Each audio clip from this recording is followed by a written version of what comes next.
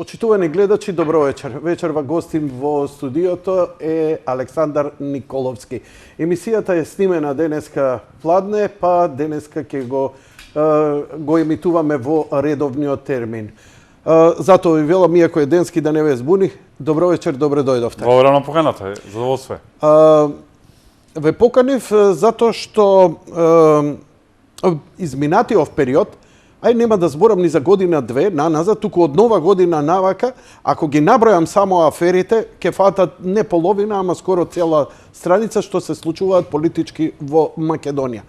Последната работа е оваа со пасошите, која веќе добива и меѓународна димензија, затоа што веќе се случуваат апсења, се случуваат објави, и е многу конфузна во овој момент целата работа.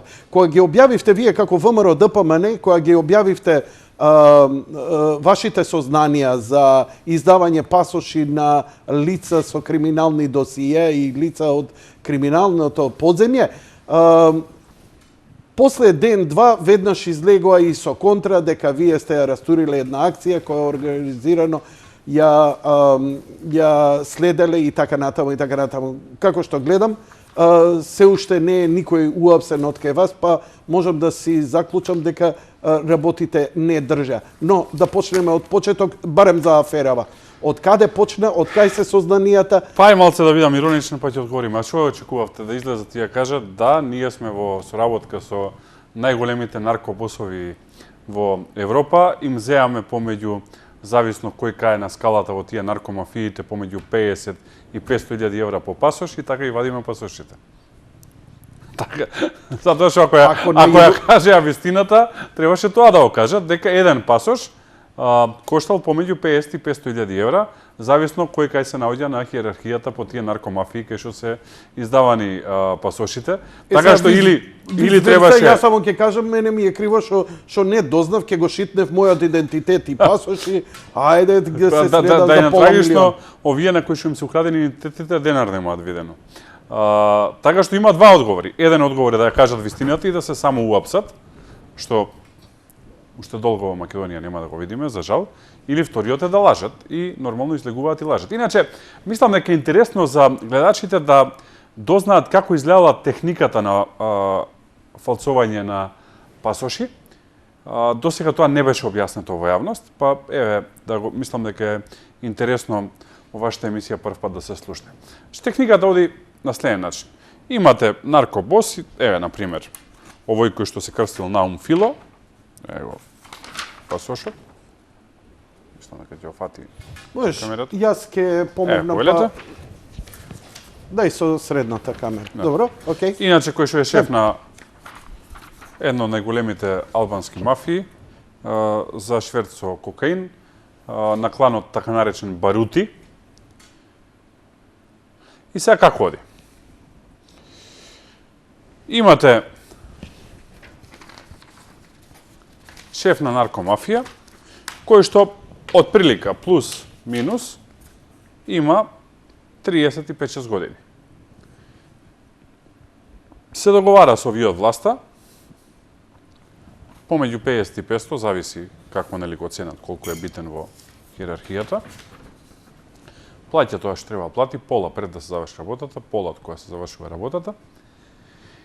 И овие од власта наоѓаат човек кој што никогаш во животот не извадил пасош.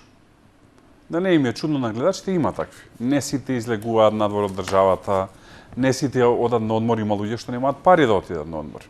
Не сите имаат роднини надвор од државата, па мора да ја напуштат од државата. Значи, има граѓани на Македонија кои што никогаш не извадиле пасош од причина што не им бил потребен пасош во животот, затоа што не има напуштено државата.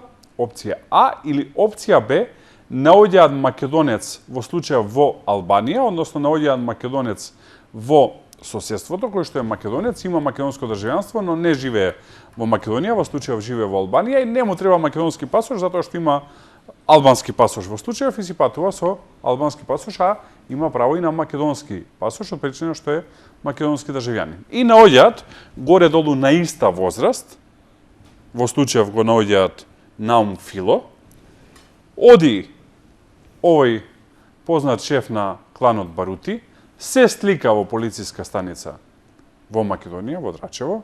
Сликата е негова. Во Драчево. Да. Податоците се во случајов Наум Фило, податоците се точни, точен е датумот на раѓање, точна е адресата на живење, се е точно. Освен сликата. Сликата е на некој друг и оттисокот од прст, односно фингерпринтот. И што се случува? Се спојува слика на друг човек со податоци на друг човек. По превод, Јанко Илковски има 40 и нешто години, наоѓа друг човек кој што никогаш не извадил пасош, со 40 и нешто години ги земаат тие податоци и веќе не се вика Јанко Илковски, се вика Станко Станковски, сликата од Јанко, податоците се од Станко Станковски. И кога оди на граничен премин, тоа се точни податоци, затоа што се украдени од реален човек кој што постои на оваа земјина топка и има македонско државјанство. И предпоставувам нема криминално досие. Нема никакво досие. Значи, бирале чисти луѓе и така се избрани 214 вкупно идентитети.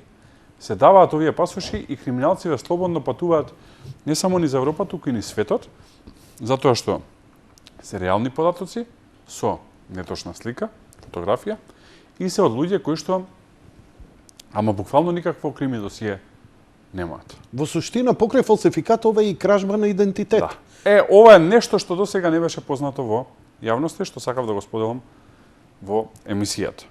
И така, например, го имате Наум Фило, или го имате Стефан Џукич, кој што, мислам дека се сеќаваат граѓаните, еве го, со вестите кои што излегува за него. Значи, типот отиде во Киев, во Украина, и отиде да го убие водачот на соперничкиот клан во Црна Гора. Нели има два клана таму, Кавачки и Шкалјарски. Отиде да го убие водачот на соперничкиот клан. За малку не успеа, беше фатен од полицијата таму со македонски пасош, со кој што легално стигнал до таму. И такви има 214 или убици, или атентатори, или шефови на наркомафија, или како овој тип, кој што 40 години повторувам, е главниот човек на италијанската наркомафија, кој што ги пере парите за италијанската наркомафија. Значи, тие заработуваат на нелегален начин пари од продажба на кокаин и друг тип на друга, и после тие пари треба да се легализираат. Ова е мозокот, така наречен човек со 100 идентитети, кој што ги пере тие пари за италијанската мафија и кој што има македонски пасош. И бројни други кои што ги објавивме ние во минатото, еве го Јован Вукотич, например, кој што е Ѓорги Андонов во суштина. Го видовме примерот со Седат Пекер и така натака и така натака. Така што ова е најголемата крими афера било кога отворена во Македонија од независност до денес. Немало поголема крими афера во историјата на независна Македонија, затоа што со македонски пасош, лажно издаден, се убивале луѓе, директно или индиректно. Директно од атентаторите, а индиректно од продажба на дрога, затоа што оние кои што консумираат кокаин или хероин, прашање на време кога за жал ќе го изгубат животот, значи или се убивани деца посредно по европските и светски метрополи од злоупотреба на дрога, или се убивани директно во атентати со перници со македонски пасош. И затоа ова е најголемата крими афера. Ова не се споредува со местење на тендер, ова не се споредува со криминалот типот, не знам, некој некому бил пријател па му учинил во некое министерство, во некоја општина, во град Скопје и така натака. Ова не се споредува со ниједна местенка која што сме ја виделе во овие 30 години. Ова не се споредува со ништо, затоа што овдека, со овој криминал, кој што е под диригенство на највисоките структури на власта на СДСМ, се убиваат луѓе директно или индиректно. Тоа е суштината на оваа крими афера и затоа ова е најголемата крими афера било кога видена во историјата на Македонија, и затоа имаме закани по живот.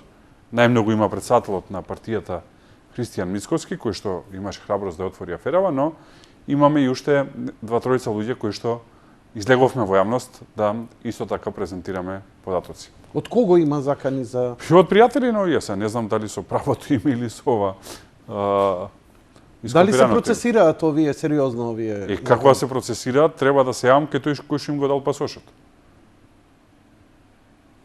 Како да се процесираат? Во смисла, знаете што, кога би започнале процедура, тогаш и би... Процедурата е дека јас треба да се јавам Да.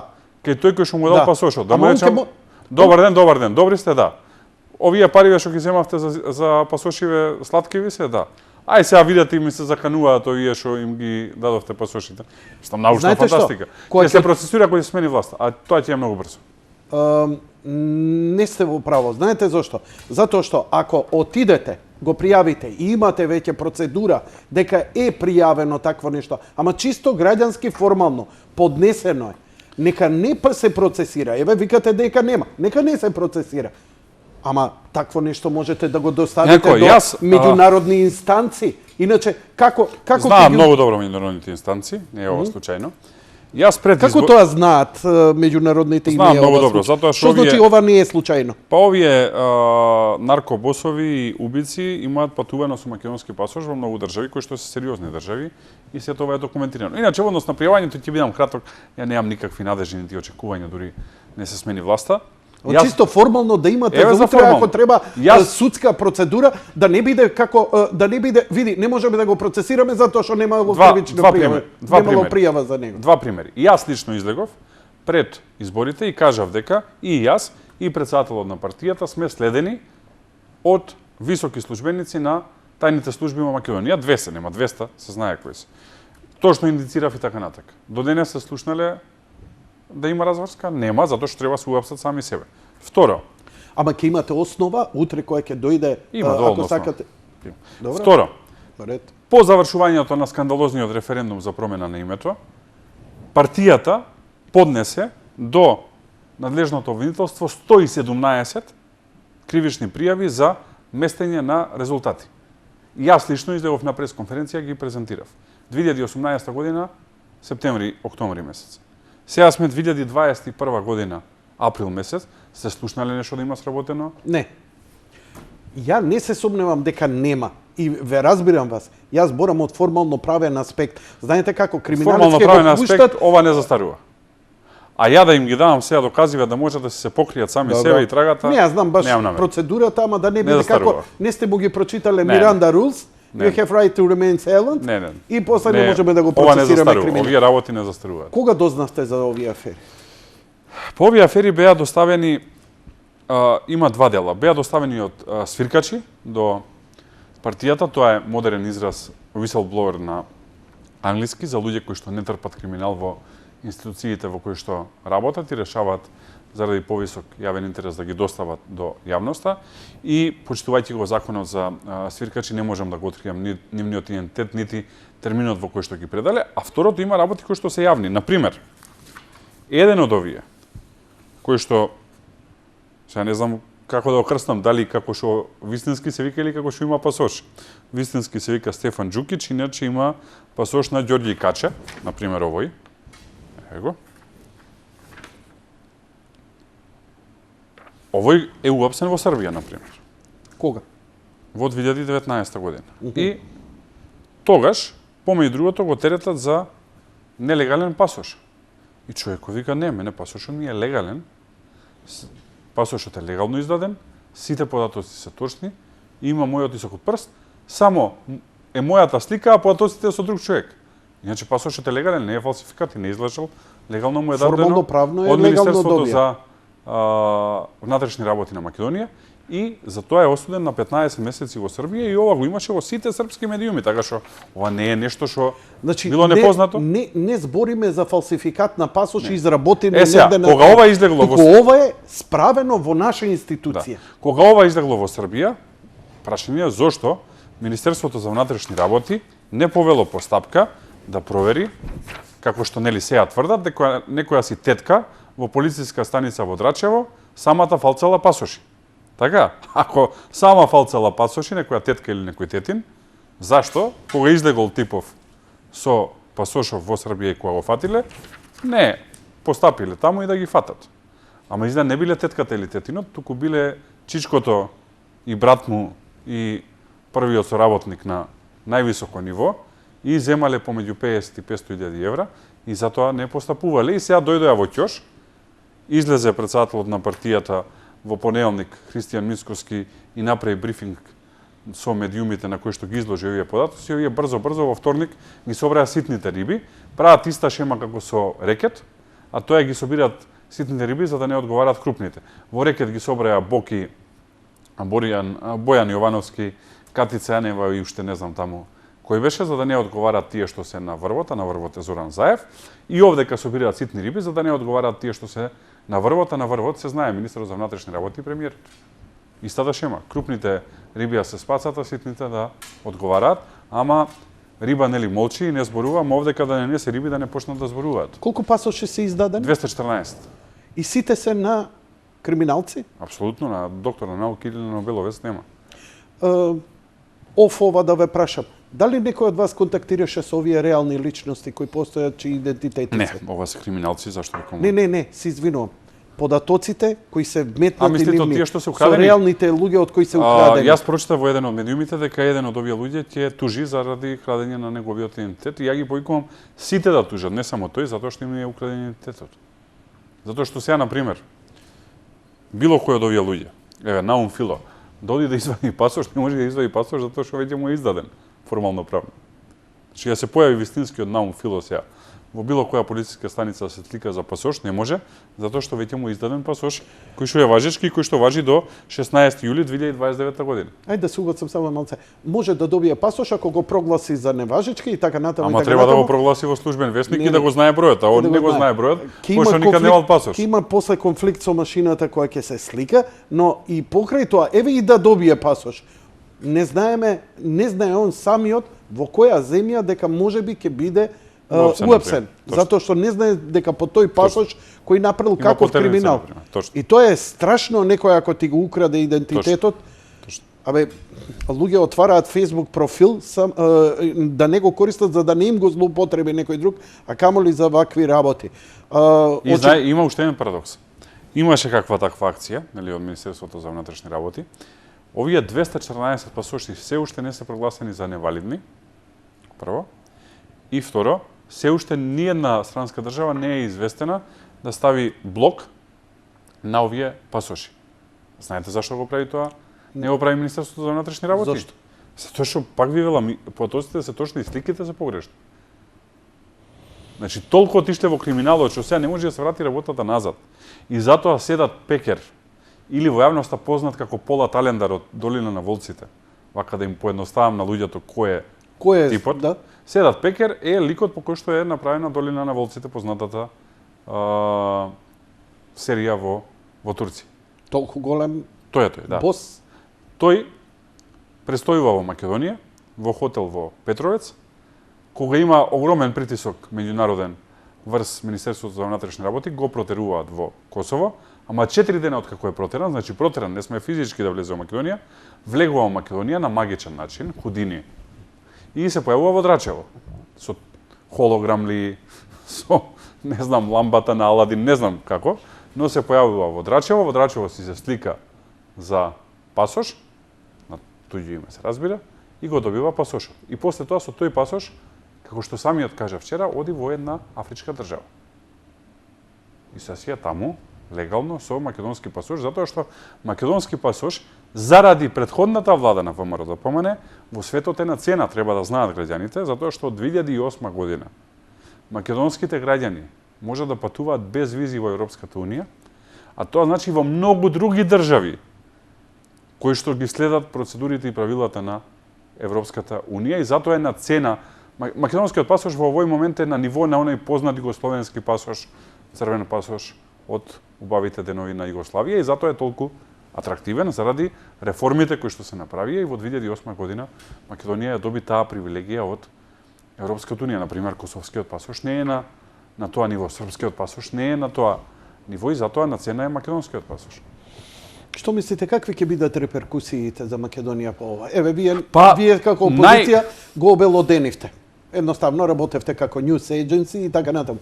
Што ќе се случува сега понатаму? Ако нема брза реакција од властите, мислам дека нема да има, пошто треба да се само уапсат. што нели е невозможно, а по оставки давање не се. Значи ќе треба да чекаме да ги турнеме власт, тоа ќе е брзо, ќе е за неколку месеци, но сега ние зборуваме за денови, не зборуваме за месеци. Многу возможна реакција е Европската унија да ги врати визите привремено за македонските граѓани со цел да не можат вакви кримоси да одат по градовите низ Европа и да убиваат луѓе или да дилаат дрога. Така што тоа е вака веројатната реперкусија, тоа што се постигна 2008 година да се врати, тие што се повозрастни се сеќаваат да чекаат пак во редови пред странските амбасади за визи. Имате ли контакти со меѓународниот фактор? Дали ги известивте обично? Знам дека иде по таква процедура кога се обелоденува ваков криминал од ваков габарит, партиите знаат да ги информираат и амбасадите, меѓународниот фактор, Европската унија, НАТО и што ти ја знам. Знаат многу добро. И без тоа знаат они. Па знаат, еве, например, еве го. Имате ли реакции некаков контакт? Еве го Да? Седат Пекар, кој што нели официјално се вика Чајдин Адемовски. Значи ова е господинот Адемовски, кој што случајно многу личи на Седат Пекар, односно на Полат Алендер. И сега кога ова ќе се појави, нормално е дека тие кои што се заинтересирани знаат. Последното беше дека сте се вмешали и сте ја растуриле една многу организирана акција. Да, им ја растуривме, пошто ако не ја објавивме, валја во следниве неколку месеци уште неколку милиони евра ќе заработеа од продавање на пасоши, така што да, во тој дел ја растуривме, односно ја саботиравме акцијата за богатење на врводна власта во Македонија. Спасовски рече дека еден од тие пасоши е издаден од страна на Чулев. Ама е утна годината. 2019 година Наке Чулев не беше министар за внатрешни работи. И после тоа? И никому ништо си Никому кажа, ништо. помена. Видете, живи се фатени, јасно е. Пасошиве се почнати да се даваат септември месец 2017 година. Заев направи влада на крај на април 2017 година. Све е јасно. Еве ако воделе акција 2 години. Пасошот на Седат Пекар или нели се официјално морам да го викам Џајдин Адемовски е издаден во 2021 година. Ако 2019 година воделе постапка, зашто му дали од 2021 година пасош, така? Што не го апсили? Ако све следеле и така напред. Така што, јасно, повеќе од јасно. Знаете како, се навраќам на ситуацијата кога ВМРО дојде на власт, една од првите акции беше пола тон кокаин кој беше фатен на граница. И тогаш имаше прва реакција, ако не се лажам, дека ете со тоа сте упропастиле една голема акција, каде што меѓународна и така натаму требало да се следи, ама тоа некако спласна. И тоа најмногу беше пласирано од опозицијата тогаш, дека тоа е се било во соработка со FBI и така натаму, ама вие непослушно и така натаму самостојно сте го Смешни направиле. работи, што ви кажам. Иначе точно е, секоја работа може и од два агледа да гледат. Едниот агол е да се реализира правдата, другиот агол е да некој си реализира материјален интерес. Така што ако гледате, малце сум ироничен, пошто нема како поинаку да се овие работи објаснат. Ако гледате од аспект да се спроведе правдата, тогаш тоа е ова што ние го правиме. Ние сме опозиција да ги изнесеме аргументите во јавност. Ако гледате од некои наркокримоси да заработат пари, тоа што треба да е тивко за да може да ги заработат парите. Така што зависи од која перспектива ги гледате работите. Што малце едно мало техничко прашање. Дали сите овие луѓе чиј е украден идентитет имаат лични карти? Апсолутно. Дел од нив, например, е овој Седат Пекар си аплицирал и за лична карта. Ова е апликација за лична карта. Затоа што македонската лична карта исто така е многу цената, е биометриска. Значи овие што земале пасош, земаат и лична карта. Дел од нив. Значи овие Со чиј македонска идентитет лична- што е краден, тие 200 луѓе од кои го земале идентитетот, немале ни лична карта? Со македонска дел имале дел не. Со македонска лична карта може да се патува во Србија, Косово, Албанија, Црна Гора и Босна и Херцеговина. Тоа не е малце. Па не. Па не. Зборев за знаете што ми беше поентата, биометриските податоци, ако некој веќе имал лична карта. Не, за тоа објаснав. Значи, ова е од лица кои што никогаш во животот не извадиле пасош и не извадиле лична карта. Лична карта. Добро. Од причини кои што ги Нешто ти споменав. биометриските податоци Или- нема да се поклопат. Не, или никогаш не ја напуштиле државата, или се македонци кои што живеат во други држави, па не им биле потребни. Веројатно во овие 214 полека ние ги истражуваме. Овие сите 214 биле во Македонија и застанале пред тој фотоапарат, се сликале. Апсолутно. Ние сега детално ќе ги истражуваме, ќе изнесуваме во следниот период податоци, ние не завршуваме со ова што излезе. Веројатно ќе најдеме податоци на македонец кој што живее во Канада. Затоа што може да имате македонец кој што живее во Канада, кој што е по потекло македонец, по татко и по мајка македонци. Не. Например, тој е роден во Торонто, татко ми и мајка му биле родени во Скопје. Се иселиле, се родил човекот во Торонто. Има право на македонски пасош. Тој е државјанин на Македонија затоа што го следува, но никогаш не го извадил затоа што има канадски пасош кој што да бидеме реални е повреден од македонскиот пасош и може да патува кај сака во светот. Со македонски може во најголем од државите, во ново дел нели треба виза, со канадски може секаде. И веројатно никогаш не го искористил правото да извади македонски пасош, ама затоа некој ваков наркос го украл неговиот идентитет и си извадил македонски пасош вместо него. Колку тежи овој бизнис по вас? Па пресметајте 214 помножено по 50 до 500, зависи се кој колку коштал. Дали свиркачите ви доставија уште материјали? Дали има нови имиња? Има и ќе ги гледате во следниот период. Ние за се што изнесуваме во јавност, сакам да знае македонската јавност, дека правиме длабоки проверки пред да податоците ги изнесеме во јавност, со цел да немаме никакво промашување, како што гледате досега никој кредибилно не демантираше ништо од ова што кажавме. Никој не рече дека било кое од овие лица не извадило македонски пасош, така што објавувањето на деловите од оваа афера е многу поврзано со детални проверки кои што ги правиме и како завршуваат проверките за одреден пасош, односно одредено лице, така и пласираме во јавност. Што мислите, што ќе постигнете со ова? Па, јас мислам дека ова е дефинитивен почеток на крајот на оваа власт, затоа што ова е најголема афера во 30 години независна Македонија. Најголема крими афера убедливо. Нема поголема афера. До сега имаше многу афери. Не, ова е афера над аферите, Mother of all bombs, што ви рекле американците, затоа што до сега имало афери кои што можете да ги најдете кај сакате во светот. Во вакви или онакви држави. Некој некому учинил, некој наместил тендер, некој направил јавна набавка, не е тоа специфика само за Македонија. Корупцијата има милиарда зборови, нели? Ја има секаде по светот, рушве, дмито, како сакате крстете. Но, ваков скандал, со фалсификување на пасоши, со крадење на идентитет од други лица, кои што се даваат или на директни или неиндиректни убици, односно или на атентатори или на наркобосови, нема нигде на друго место во светот. Нема втор пример. Сметате дека самостојно го правеле тоа или имало и, да речеме, и трета странка која... Како мислите самостојно? Дека тетката во Драчево сама го правила, нема шанса. Не. Да сме сериозни. Тие што ги обвинивте дека го правеле тоа и овие од друга страна, храброста и дрскоста од оваа страна дали била подкрепена, дали имате сознание дека била подкрепена, например, од некој друг трет меѓународен фактор, не. Да речеме, не. Некоја директен голема земја, дека директен криминал. Директен криминал. Па и да има некој таков интерес, ќе оди 1-2 пасоши, нема 214. Знаеш зашто? Затоа што ако е вмешана некоја трета страна, таа може да се обиде да ја дампира целава ситуација. Па кога што гледате, афера Варасте не се спушта. Аферата за преслушкување не се спушта. Меркел ја открија дека американците ја преслушкуваа, па еве ништо од таа афера. Треба да име докази за тоа. Едно е тоа што ќе излезе као муабе, друго е докази. Ние овде докази презентираме. Значи, ние не излеговме на прес, слушнавме, ни кажа еден, можеби, доколку ако, ние излегуваме со документи, така? Има разлика помеѓу да излезете со ова и да излезете со можеби, доколку ако... Како оценувате реакцијата на власта до сега? Очекувано. Значи, јас не очекував дека тие ќе излезат и ќе речат, дајве, живи не фатија, готово сега ќе си ги спакуваме куферите и ќе си одиме дома во Струмица да правиме пинџур. Значи, не или ајвар, зависи што прават. Така што не очекував дека ќе признаат, очекував дека вака несмасно ќе се бранат и само се дозакупуваат со ова одбрана што ја прават. Дали мислите дека ова може да предизвика итни предвремени парламентарни... Апсолутно.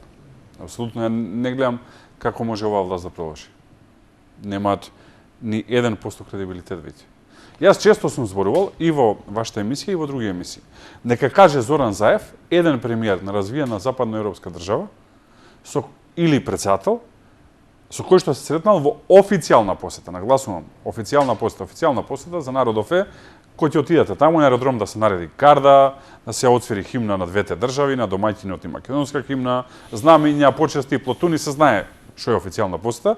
Нека каже Зоран Заев една официјална посета што имал на развиена демократска западноевропска држава во изминатиот период. Ја ќе ви кажам, последна која што имал е пред објавување на аферата Рекет. Никој веќе не оприма, пошто не ќе со кримотип да седат на иста маса, пошто и тие имаат опозиција, ќе излезат утре на избори и ќе им речат чим седите со овој на иста маса, значи и вие сте исти ко него. Немам што да опонирам на резонот.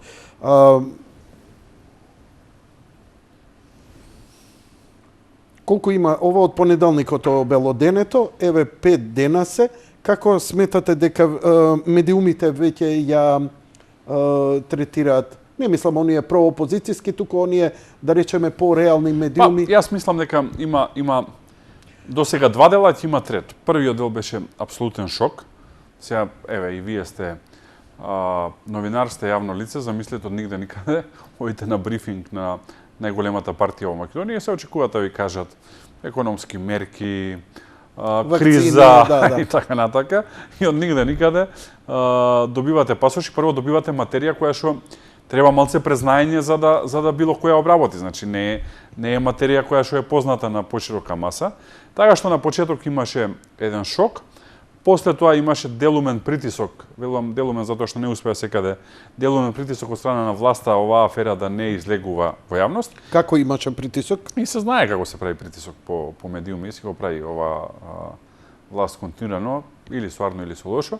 И третата фаза е веќе излезе, условно кажано, духот од шишето и веќе не може да се врати назад, веќе цела јавност зборува за тоа, почна и меѓународни медиуми да зборуваат, претпоставувам видовте дека излезе во регионални медиуми целата оваа афера, стигна до Брисел.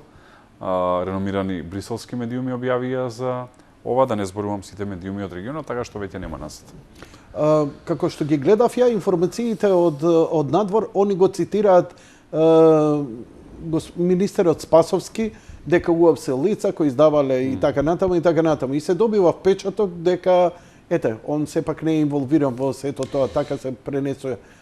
Па и така и не, например во една држава која што не е соседна, но е во близината, видовме дека имаше огромна полициска акција во која што се апсеа приврзаници на еден од овие кој што имал или се уште има македонски пасош, така што не случајно тоа се прави. Дали е тоа синхронизирано со откривање на аферава и апсењето? Ако ги апсат денес, а аферава се открила пред 2 или пред 3 дена, не може да не е синхронизирано. Не, дали имаше некоја објава зошто, што бил затоа што виделе дека се наоѓа во Македонија, тие го изгубиле едноставно од радар и сега ги апсат сите луѓе кои што се дел од неговата крими мрежа со цел да можат да ги процесуираат за криминалните дејствија кои што се направени. Се сеќавате дека пред едно 6, 7, 8, не знам колку години издавање на лажни лични карти, пасоши за гласање и така натаму, аферата што беше... Па тоа проба тоа што само да го пушта, но... Фалсификувани лични карти. Прво немаше фалсификувани лични карти, тоа што тогаш го спореше СДСМ беше дали македонски државјани кои што апсолутно имаат право и на лична карта и на пасош, имаат право да гласаат на локални избори. Во тој случај беа македонци кои што се македонци, кои што живеат во Албанија. Прашањето беше дали тие имаат право да гласаат на локални избори во Македонија. И тоа е легитимно прашање кое што можеме да го дискутираме во смисла дали за градоначалникот во било која општина ништо слично како можат да гласаат и луѓе кои што имаат лична карта од тоа општина, но не живеат во општината. Сега јас сум таков пример. Јас на пример имам лична карта од Охрид, но почесто сум во Скопје отколку во Охрид. Така и само морална дилема да поставиме за кој градоначалник ја треба да одлучувам, дали за Скопскиот или за Охридскиот. Овие се финални 214 пасоши? Да, но фалсификат е комплетно друга работа од тоа дали имате право за некого да гласате. Значи откриени се сите, така? Сите ги знаеме фалсификати. Не можам да речам дека сите. Јас кажувам за колку имаме ние податоци. Така, значи семантиката ме интересира може да се да чујам. 2000 и 20.000. Ние имаме податоци за 214. Дали во вториот, третиот во наредните објави кои ќе Па јас сега ги охрабрувам сите што не гледаат. Знам дека има честни луѓе, многу, над 90% од работените во Министерството за внатрешни работи се честни луѓе, ги охрабрувам да се охрабрат и да ни достават платоци, доколку се уплашени за сопствената безбедност, да им гарантирам дека нема да ги изнесеме платоците, како што ги не ги изнесуваме. Ако и толку се плашат и воопшто не сакаат физички да се сретнат со нас, доволно е по пошта да ни пратат во седиштето на ВМРО-ДПМН. Адресата е многу едноставна и се памти лесно. Политичка партија ВМРО-ДПМН, плоштад ВМРО број 1. Лесно е за паметење, така што можат по пошта да испратат поатоци во еден коверт, никој нема да знае од кого се, само нека стават документи што има, нека ги достават до партијата, ние ќе провериме и ќе ги објавиме во јавност секако доколку има инкриминирачки сознанија во истите.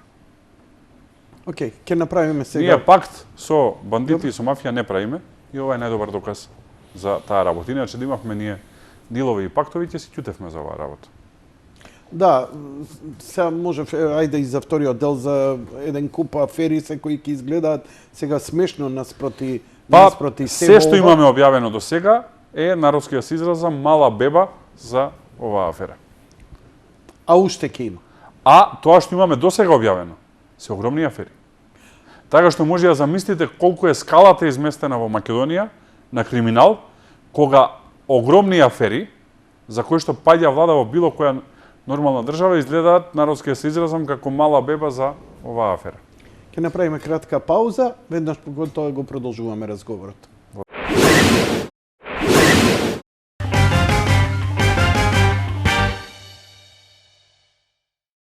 Секој може да даде придонес за јавното здравје и за наскоро да можеме заедно да го вратиме живот.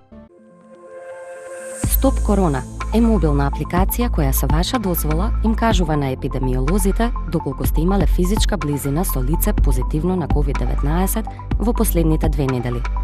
2 телефони со симнати Стоп Корона апликации и со активиран Bluetooth се евидентираат како остварен близок физички контакт и таквите информации одат кај епидемиолозите. Овие информации помагаат на здравствениот систем за да се стопира ширењето на коронавирусот. Преземи ја апликацијата од следниот линк. Активирај Bluetooth и почни да ја користиш. Да го стопираме ширењето на коронавирусот. Од нас зависи. Најдобра и најкомплетна понуда на спортски канали. Единствено со Нео ТВ. Гледај ги омилените спортски настани во кристална HD слика на каналите Арена Спорт, Спорт Клуб или Евроспорт. Искористи ја промоцијата и земи некој од Нео Трио пакетите со супер брз оптички интернет и интерактивна телевизија. Нео ТВ, вашиот билет до сите спортски настани. Неотел.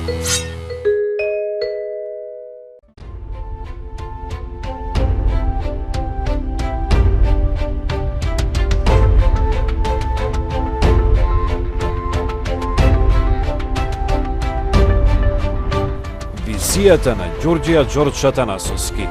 Раскажувајте ја вистинската библиска приказна за Македонија. Само сонцето е постаро од Македонија.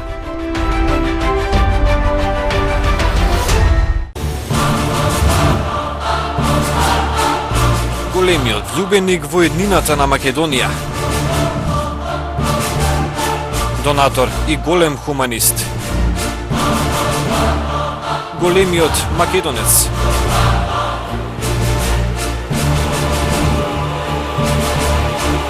Голема љубов кон древните македонски корени. Само сонцето е постаро од Македонија. Ѓорѓија Ѓорџ Атанасовски. Мерките за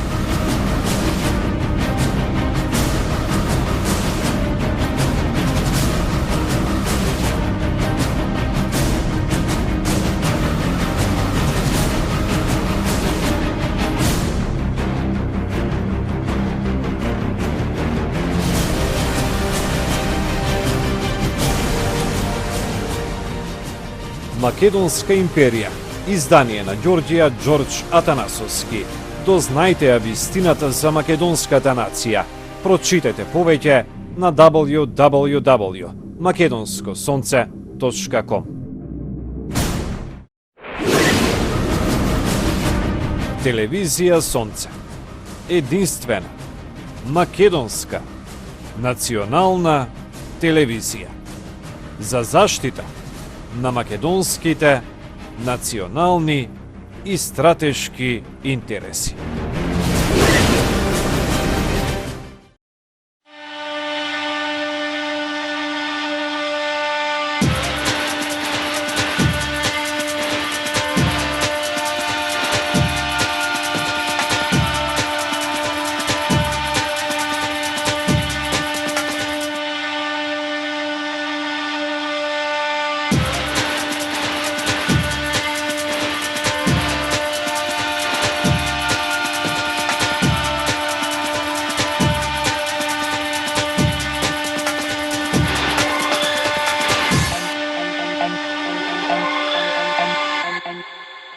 Од 23 април задолжително е носење лична заштитна опрема на лицето при напуштање на домот, во сите затворени и отворени јавни места, кога нема да има можност да се одржи препорачаната физичка дистанца од коронавирусот. Телевизија Сонце. Единствена, македонска, национална телевизија. За заштита на македонските национални и стратешки интереси.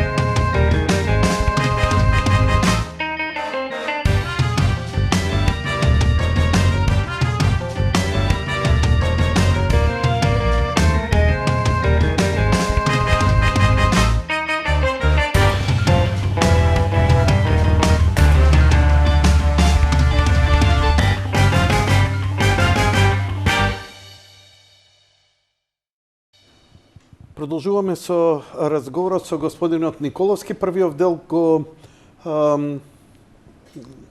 ја образложивме аферата со пасошите и колку што знам до идната недела ќе мора уште некое гостување за новите сознанија да биде. Со задоволство. Но она што сега изгледа малце тривијално, мене барем во глава ми изгледа тривијално. Еве сега само да ви го сумирам и денеска во колумната го напишав тоа. Толку многу афери се случуваат на дневна основа да станува просто тривијално. Такви големи мега афери се случија да уште не се ни isprocesira, максимум за 2-3 дена. Имавме една страшна ситуација каде што мене искрено ми израдува кога Мицковски заес седна и се договорија, стварно, попис не треба да има и викам, види, можат да се договорат. Викам, thank you, Jesus. Но морници сега ме лазат кога гледам колкав е морталитетот, колку е заразноста. Трети сме во Европа по смртност од ковид случаи. А ние имавме таква кампања дека требаше да одржиме попис. Тоа е едната афера. Вторава, со вакцини. Од нова година барем еднаш неделно искачат готово, стигнуваат вакцини. Не, овој вторник, другиот И сите вакцини, ако не се лажам, ни се донација, ние уште не купивме вакцина. Штедливи си. Пета работа... Не се трошат пари од работа... Пошто ги покрадоа, па нема што ја трошат. Не, ја вака ќе ви нафрлам, а вие ќе си... Не, јас извинете, сум ироничен цела емисија. Не, супер ми е мене, јади Бог и добре дојдено е. До таму е стигната работава, Дозволете ми освен уште иронија, ништо не проаѓа, Дозволете ми извинете. уште ово. борбата против корупцијата не престанува. Ден Дончев е денеска казнен со 150 евра. Да, апсолутно. Што испадна со Ќе му ја аферата? пуштат уплатница во Австралија. Пошто им кинда, им избега и не може да го најдат тука. Не побегнал човекот финанс и отишол. Да, се качил на авион и замина. се качил. Се извинувам. Да не ме Ве тужи за молам. клевето. Па, да, и би требало. Може да ја дам тужба за клевето, за И ова би се требало. извинувам, да. И би требало. Фирмата од Хонг Конг за набавка на вакцини. Светски реномирана позната. Сега, значи, ова ги зборам, ги нафрлам, а би сакал да слушнам едно образложение, затоа што, нели сега, оваа афера, се во ова го покрива. Го покрива, како, Видете вака, да бидам сега сериозен. како шум, кој како ова пак ќе се испроцесира. Има две И работи се кои што согласувам дека за ова паѓаат влади, англиска кралица за работи, не за пасоше, за овие претходни англиска кралица ќе Охо, падне 100 пати. и Путин, не, Вака. овдека не се испроцесира. има две работи кои што се факт. Прво, во Македонија до сега нема опозиција која што извадила волку афери за власт. Нема, ниједна. Кажете ми било кои 4 години во кои што било која опозиција извадила волку афери за власт. Но исто така е точно дека ни помагаат затоа што па и нема власт која што продуцирала толку афери како оваа власт. Во нормални услови, во нормална држава, каква што за жал Македонија со Заев не е, само за една од овие афери би паднала влада. Например, за мене скандал во серија. Се зголемуваат бројките со корона. Трагични работи. Ја посакувам на сите добро здравје, на сите кои што се борат со коронавирусот, што полесно да го надминат. Во такви услови, вториот и третиот човек во владата, значи подпредседателот на влада и генералниот секретар на влада, фаќаат штрафта на одмор со понежните половини.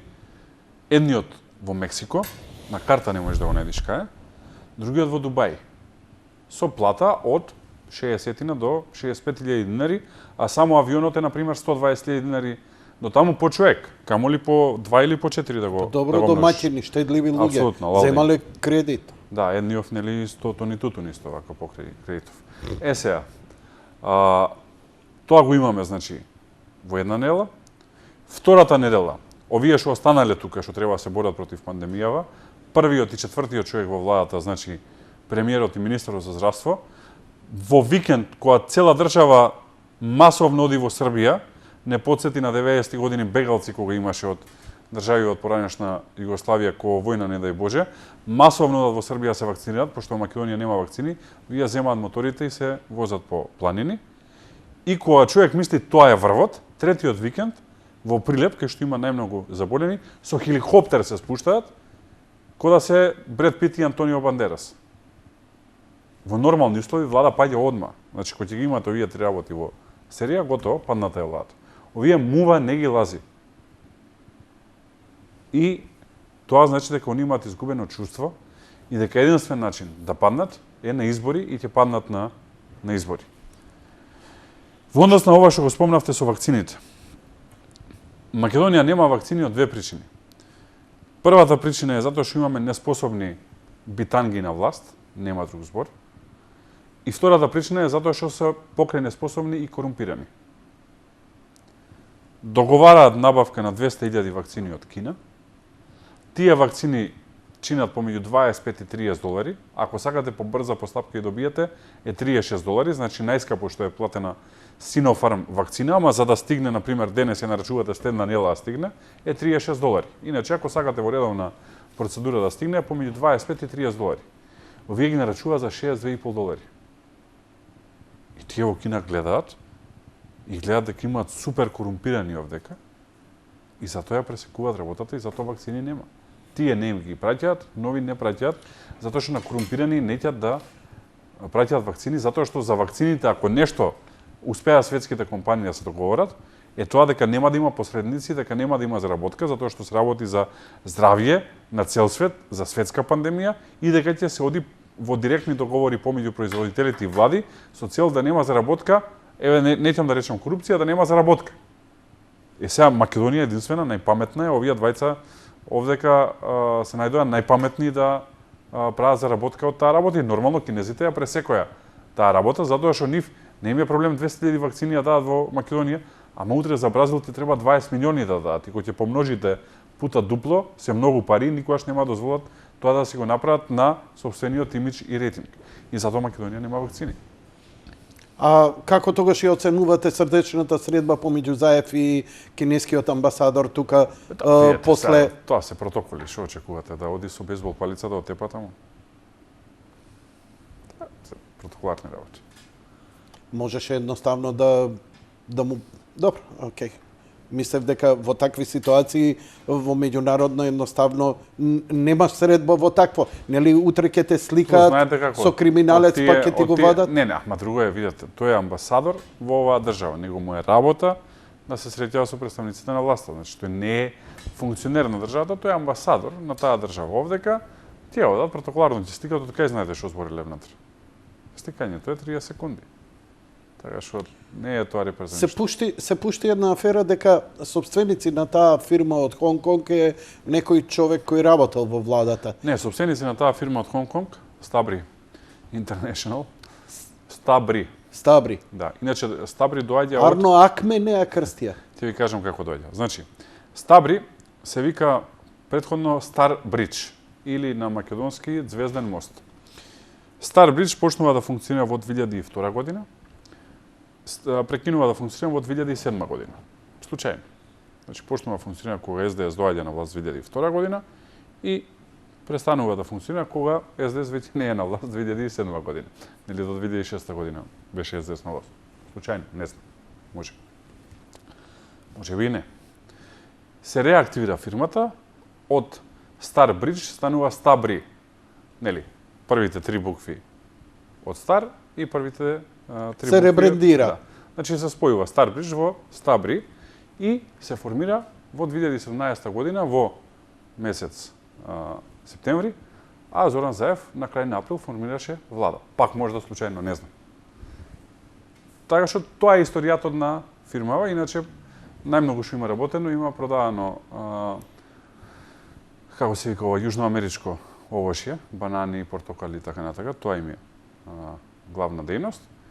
И сега, нели, вакцини да набават за Македонија. Мислам, јасна е шемата, има такви фирми по светот, тоа се офшор фирми кои што имаат скриено собствеништво, на кое што тешко доаѓате до финалниот собственик. Формално има 3 кинези таму кои што се јавуваат како собственици, они земаат некоја провизија од бизнисот кој што го прават и заради тоа излегуваат со собственото име за да не излезат вистинските собственици позади. И тоа е една шема која што познатите Panama Papers во светот ја открија, препорачувам на сите што не гледаат, доколку има Netflix, има еден фантастичен филм, се вика Ландромат, со Антонио Бандерас, каде што добро се објаснува оваа шема со Panama Papers. Иначе јас лично првата афера за оваа влада, нели, ова е втора влада на Зоран Заев, ја формираше на 30 август 2020 година. Некои десетина дена после тоа јас ја извадив првата афера за оваа влада, а тоа е Шик и Лактетово, каде што од еден успешен комбинат во кој што вработуваше стотици тетовчани се продаде на еден од најголемите криминалци на Балканот, Миодраг Дака Давидовиќ, формално преку фирма во Панама, со така наречен панамски капитал. Така што е истата шема, таму е Панама, овде е Хонг Конг, но шемите се исти, а препорачувам гледачите да го гледат филмот, многу убаво се објаснети на еден едноставен начин како се прават тие шеми. Иначе преку иста таква шема се обидува да ја активираат и ловица, и исто така јас го извадив. Тоа за среќа се блокираше заради јавен притисок во јавност, јас и во собранието. Чекайте, СДСМ жестоко се бореше и ловица и сите рудници до избори. Да не си до избори, завршија изборите и тргнаа да ја активираат и ловица. Затоа што концесијата за ловица беше на една реномирана канадска компанија. Цело невладини сите организации им дадоа Ќе поддршка на објаснам за ловица, многу едноставно. За СДСМ, цела Гевгелија до вред. И ловица е Струмичко. Ловица штука, Гевгелија беа други концесии.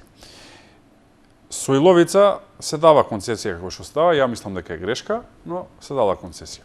Концесија се дава на реномирана канадска компанија, светски позната, која што конкурира на најаките берзи во светот. Сега само почнува протести со цел да се блокира работата. Доаѓаат на власт, работата е блокирана. Канаѓаниве наеднаш решаваат да ја продадат фирмата затоа што сваќаат во наводници, пак сум ироничен, дека за нив би било добро да ја продадат собствената фирма во која што има концесија за рудник за бакар и злато на еден бугарски бизнисмен. Цоло Вутов. И откако овој бугарски бизнисмен Цоло Вутов преку син му станува доминантен собственик и директор на Иловица, наеднаш Вишиот управен суд во Македонија решава дека концесијата на Иловица треба да ја се врати, односно дека Иловица треба да работи. Јас ги вадам документите во јавност, тоа оди исто така преку Панама и преку вакви офшор дестинации, има и Лугано, и Швајцарија, и така натака, беше во јавност. И истото го изложувам во собрание, во директно прашање до Зоран Заев на пратенички прашања.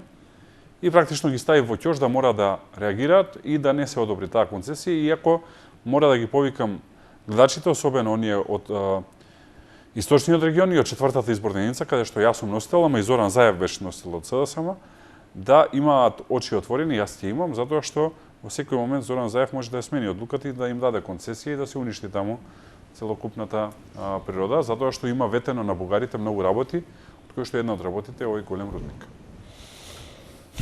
Океј, ајде ги спомнавте бугарите да се префрлиме.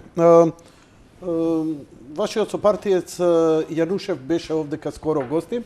Да, го гледав, одлична емисија. Да, ама беше некако прилично, сам се објасни дека вика идам како наблюдувач, не би сакал да коментирам некои работи во врска со Бугарија, сега кога идам вика во една таква работа. Да се вратиме и што дипломатски беше во ред од негова страна, иако народот нели, секојаш сака малце повеќе крвави месо на коските кои ќе им фрлите вие политичарите, као вие вечерва фрливте.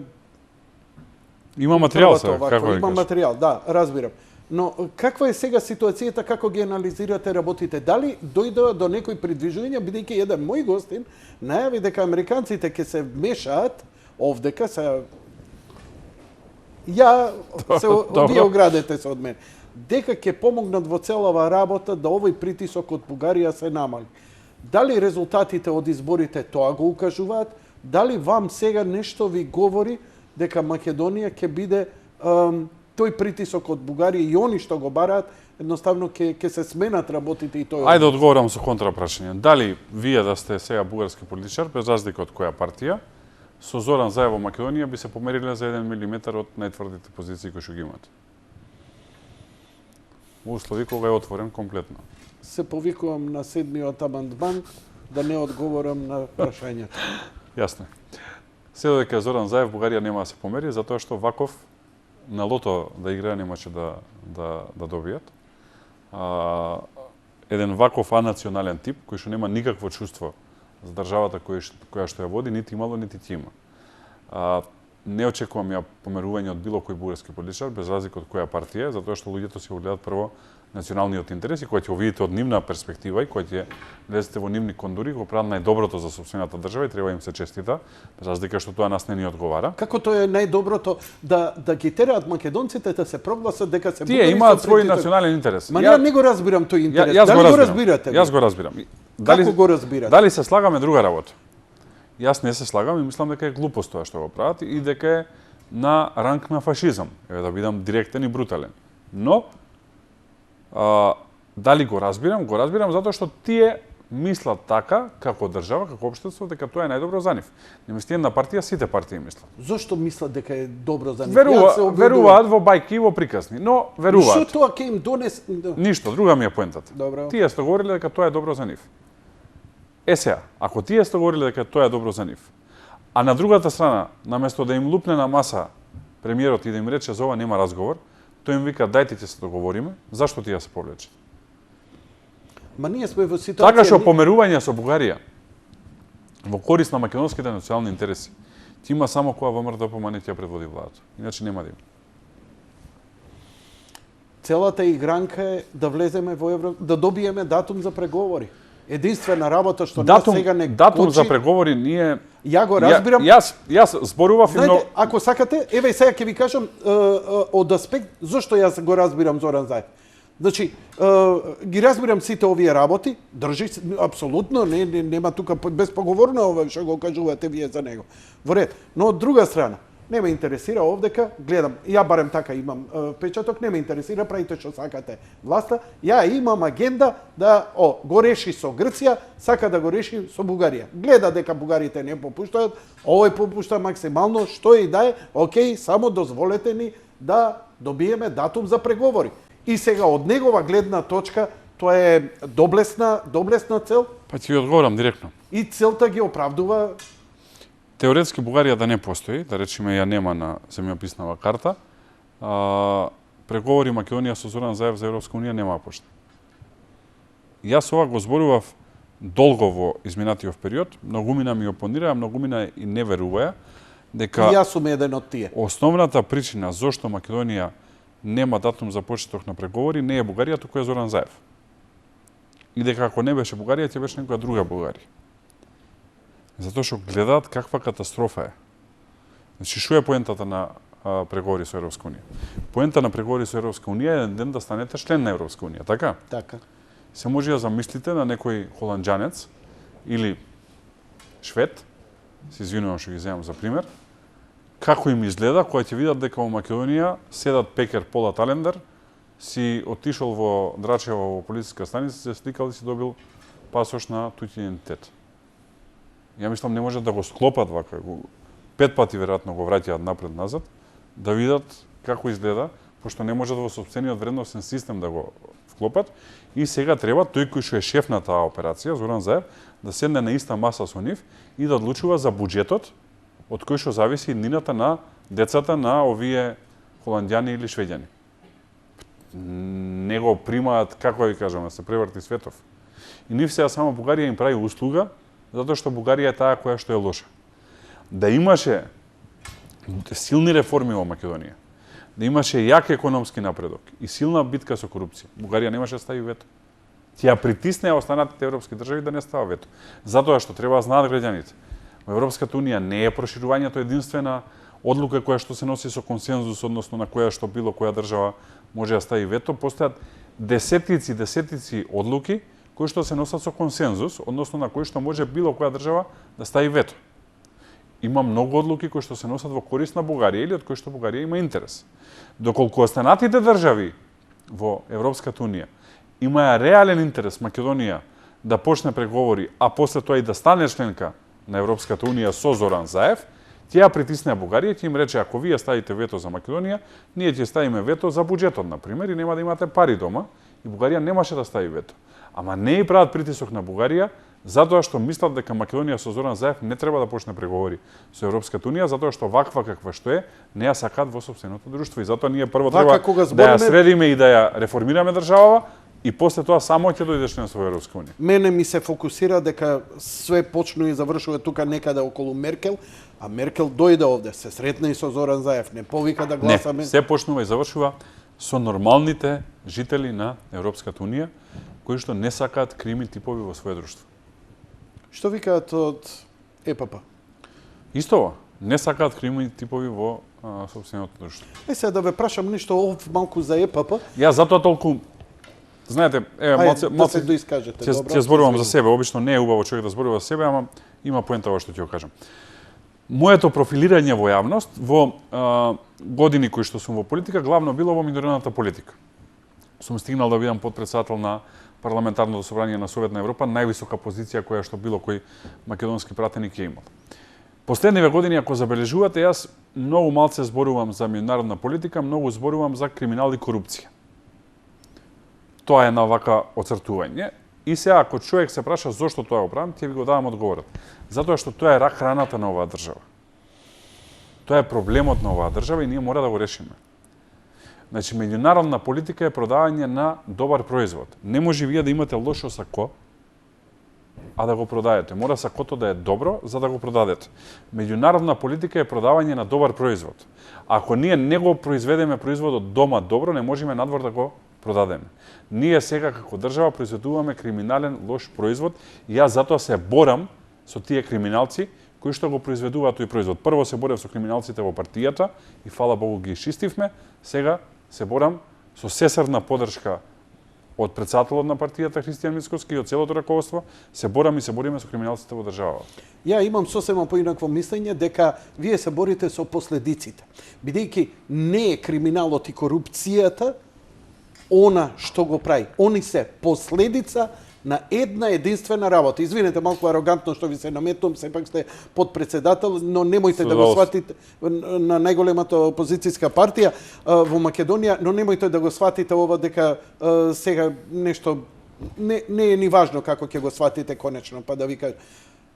Се е резултат на лошото судство. Луѓето немаат правда во една. Значи, ние да имаме судство, ние да имаме процесирање, па не може да се развие, не може едноставно системот сам себе ќе се самоизлекне и ќе го неки имаме корумпирани политичари, неки имаме толку криминал. Никој не е исчистен криминалот, не е исчистен. Целосно се слагам со вас. Апсолутно. И сега ние ќе бркаме дилери, ова она, Заев бил, Перо бил, ова он. Ние имаме проблем што не може ова. Ние да имавме, видете, Јанко. СЈО почна ова да го ние да имавме јавното обвинителство дали го процесира за пасошите? Очигледно не. Да имавме ние јаки институции, не требаше ВМРО да помине да и вади овие работи. Требаше институциите да ги процесираат. Ние да имаме јаки институции, ВМРО да помине нема да стигне да ги извади работи во јавно, затоа што веќе ќе бидат испоапсени овие кои што давале пасоши со лажен идентитет или кои што сакале да купат вакцини по дупло цена. Уште една критика до вас. Можевте ли да помогнете, ако овие не ги биваше, можевте ли да помогнете да добиеме вакцини? Бидејќи да, бевме арогантно одбиени од владата, зашто ние имавме неколку посети во земји членки на Европската унија, каде што прашавме дали може да се помогне на Македонија, одговорот беше да, но рекоја никој од владата не побарал, сепак вие сте опозиција, влада треба да не побара, затоа што комуникацијата оди влада со влада.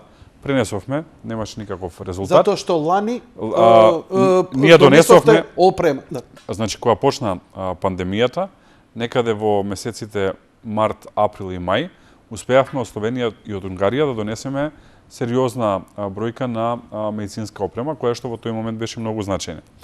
Наместо да аплаудира власта и да дојде и да рече луѓе, вие очигледно и од опозиција бркате работа која што ние од власт не можеме да избркаме, дај помогнете.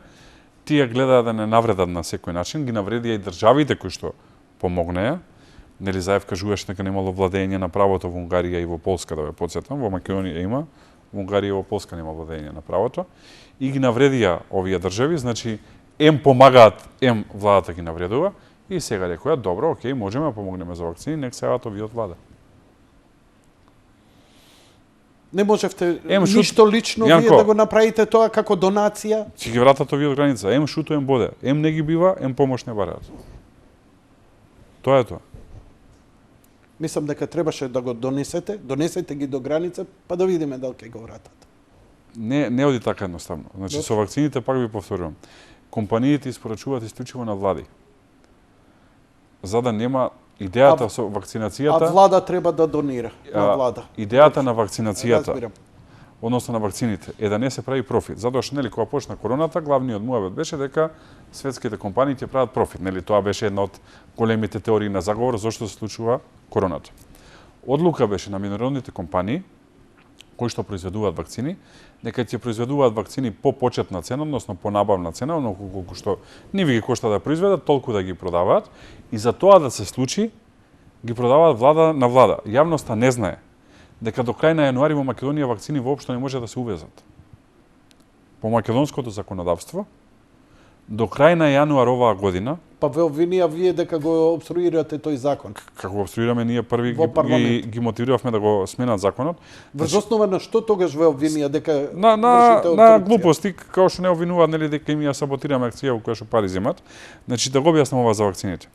До крај на јануар оваа година, а пандемијата почна некаде март минатата година, во Македонија по закон не може да се увезат вакцини, затоа што компаниите рекоја продаваме исклучиво на влади, односно на држави, а по македонското законодавство единствен начин на кој што можеше да влезе во Македонија вакцини беше преку велетрогери кои што ќе може да стават пари во джеп, односно да заработуваат.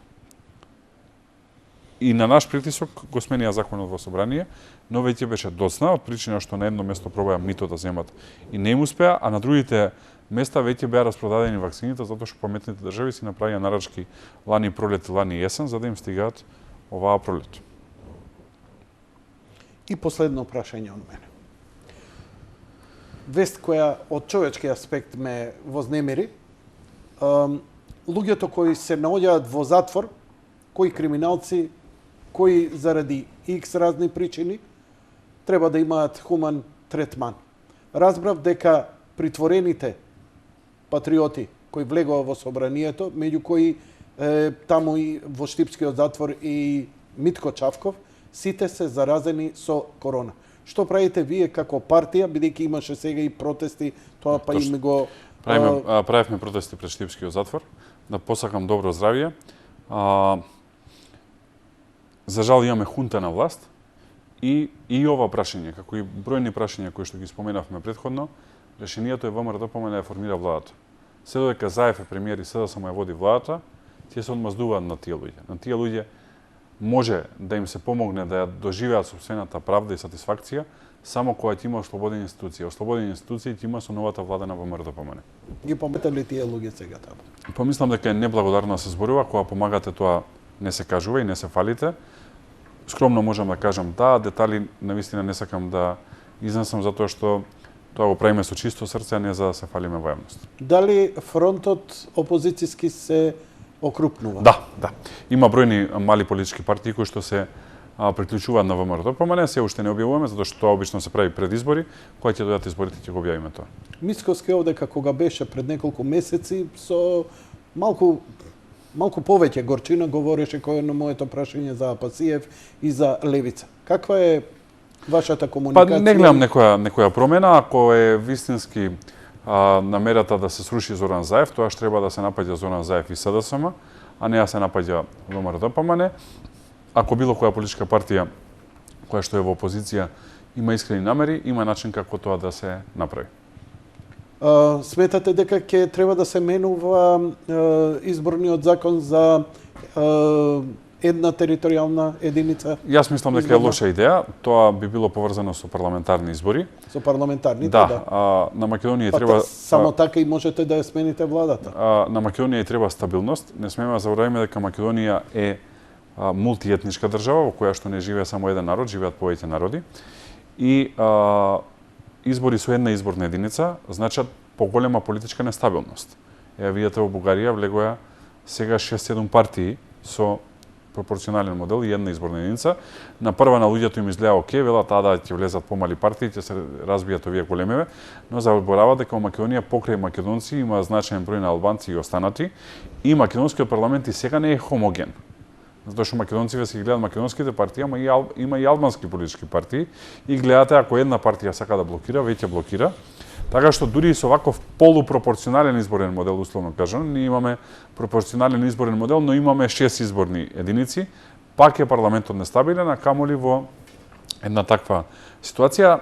За мене, најдобар изборен модел, ова е мое лично мислење, не е мислење на партијата, затоа што органите на партијата го немаат усвоено, доколку целта е пратениците да имаат индивидуалитет и најдобро да ги представуваат граѓаните, а помалку да зависат од партијата која што ги номинирала, нели формално тоа во јавност е дискусијата, најдобар модел е мнозинскиот модел во еден изборен круг.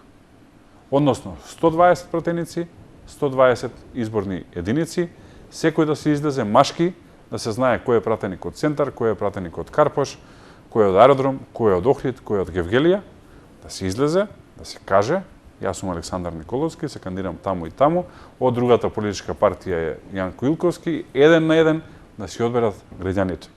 Затоа што вие не може да сте политичар и не може да носите национални политики, а дома да не ве гласаат. Или да не ве знаат кои сте. Така што за мене најдобар изборен модел е изборниот модел мнозински, каде што граѓаните гласаат за човек, а не да се кријат пратениците позади политички партии или, например, ова што го сакаат со една изборна единица, ти ја присоберам некои 10.000 гласа од цела држава и ти имаат пратеник, ти ја прават нестабилност на цела држава. Не, излази кај што живееш, нек те гласаат 10.000 комши и луѓе од таму од населбата од кај што живееш, па биди пратеник. Дуе секогаш затоа што јас ваков како што сум, може да сум најдобар негде кај што не ме познаваат, ама најдобро ме познаваат таму од кај што сум. Дуе секогаш факторот кој одлучувал во оваа земја, барем во историјата до сега се покажало така, одлучувал кој ќе формира влада. Тоа е заради разединетоста на македонските политички партии. Пред се тука вината во СДСМ. СДСМ никогаш не седна со ВМРО ДПМН искрено овие 30 години да направиме договор за македонските национални интереси. Дури да подсетам, имавме еден мини обид со СДСМ во 2009 година за општините Струга и Кичево на локалните избори. Тогаш председател на СДСМ формално не беше Бранко Црвенковски, но суштински тоја водеше партијата. Направија еден чекор и морам да го поздравам тој чекор. Истрчавме со заеднички кандидати во Струга и во Кичево, имавме успех и после тоа дојде Зоран Заев и рече на СДСМ не личи патриотизмот како што личи на ВМРО ДПМН. Ние не зборуваме за патриотизам, зборуваме за зачувување на македонски национални интереси, за кој што очигледно кај Заев нема М од македонизам. Господине Николовски, ја ви благодарам за вечерашното гостување. Ако тоа беше сега, Беше задоволство. Сметате дека имате уште нешто Задоволствам. збор? Јас доколку ми дозволите на крај, сакам да честитам 20 години постоење на Јади Бурек и посакувам тука на оваа чаша да има уште една нула и да се слават и 200 години постоење. Не претеруј. Почитувани гледачи, тоа беше се за вечерва. Лека ноќ и пријатно.